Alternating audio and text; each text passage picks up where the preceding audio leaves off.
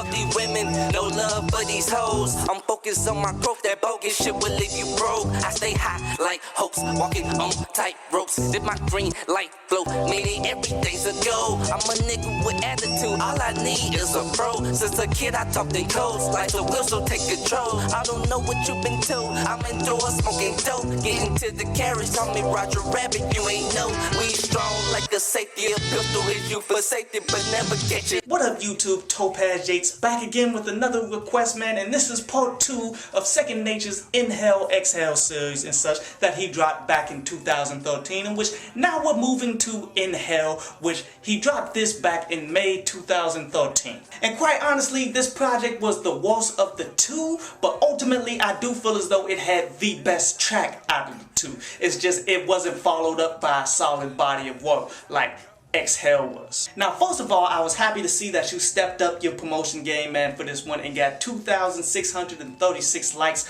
off of Facebook, man. Because this shows you not only did you retain a lot of those same people that enjoyed the first project, man, which you had 1,110, but you actually added on to it. So whatever you did promotion-wise, that's something that you definitely take and continue to add on to. You never see, okay, this promotion worked and such right now, man, so I'm gonna continue to do this. You see what worked and then you continue to refine it. You continue to try to get better with it. You continue to try to put out the best type of promotion that you can as you go. Now, my favorite songs off of this joint, man, was that Go Hard, which was cool. And that Getting Blazed, man, that was by far the best track off of both of these projects, man. I definitely love that joint. Now, one thing that I did see and such in this project particularly, man, is the limitations of the new mix and mastering that you threw on top of these joints, man. Because a lot of MCs think if they get the right mixing and mastering on top of it, it's going to save some tracks and shit, which that's not really what it does, you feel me? It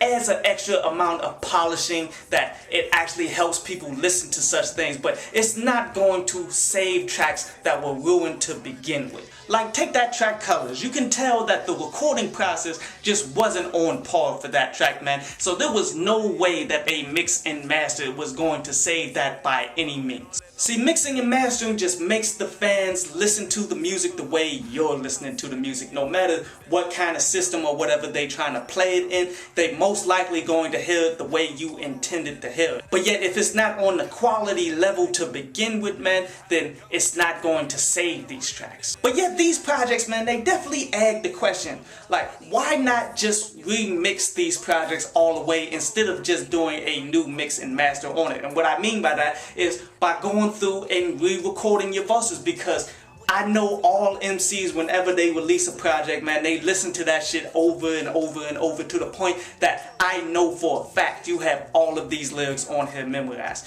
in which you can take all of those lyrics that you got in your mind, maybe get a new beat, and then just redo that shit. I mean, look at it from a perspective of your fans that you already have and such. They're already up on this project, man, so a new mix and master, it does help a little bit for them to hear it a little better, but ultimately it's not a new project to them. So why would they even fuck with it all like that? And here's the thing about that too, man, because you have progressed from then to now. Not that great amount, man, but you definitely have gotten a little better. So when you go back to re-record these actual lyrics and such, man, you'll realize, like, okay, I know exactly how I spit that, but it really shouldn't have been spit like that. I should have spit it like this. And then you're gonna end up taking shit and remaking it and doing it on a level where you at now. Pretty much adapting it with the times and creating damn near new tracks, but all based off the same predicate. Like, if I were your manager and such, man, and you came with the idea like, let me go ahead and remix and master these joints right here, I would say, okay, why don't we take the best tracks out of both of these, which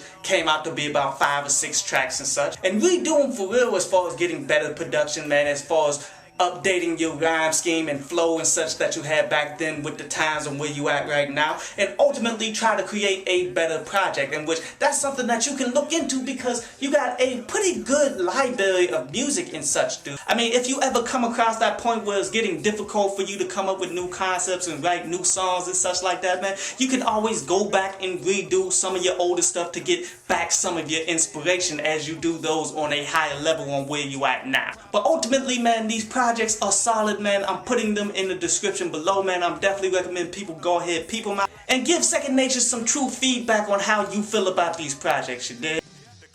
I hope you enjoyed the show.